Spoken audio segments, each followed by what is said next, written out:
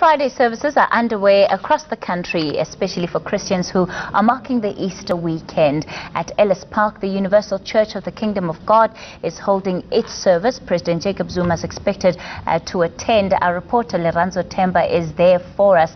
Good morning to you, Leranzo. It's the second time in as many years that the president is deciding to be part of that particular ceremony. What keeps him coming back there? Good morning to you, Kathy. Well, it is quite loud here. I hope you can't hear me. But it is a jam-packed stadium this morning. We did see congregants from as far as the East Rand, Tembisa, and all parts of Gauteng really converge here at Ellis Park, where they're expecting to hear from the bishop on Good Friday. But also, the congregants were quite excited that they will also be hearing from the president. Let me just give you an overall shot of the people that are here. When we got here earlier on in the morning, Kathy, it was just really a trickle of congregants that came through. But it seems like they are here in their numbers and they are all excited to get proceedings underway, really. But the president does keep on coming back to this very occasion. And of course, he's got quite an audience, as you can imagine, Kathy. It is here, a 60,000 capacity stadium where people will be hearing for the first time, really, the president speaking about, his wishes and also just about Good Friday, because as we know, Christians look forward to this holiday. It's a time of reflection, it's a time of introspection, but more than anything, it's a time of really focusing on the sacrifices that were made at this time. So it is one of the things that I heard from the people that I interviewed here at the stadium, saying that they're really hoping that the president will give them a message of unity more than anything, especially because the country has gone through probably one of the toughest 2 weeks in a while.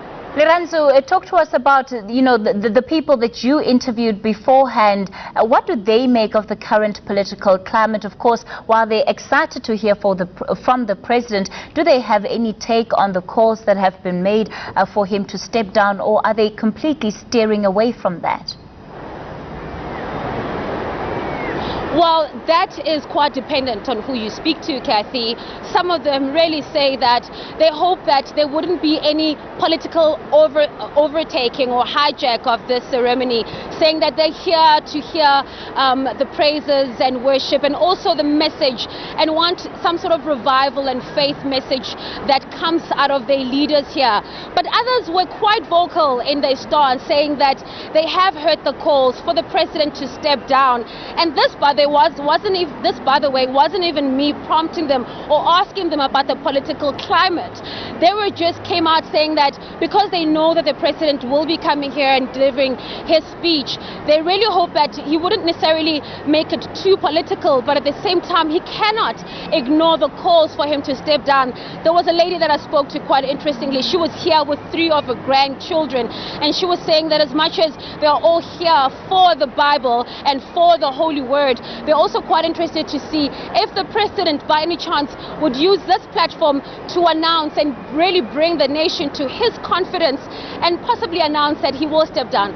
But of course, that can only be told when we do hear the president, who's expected to speak at about 12 o'clock.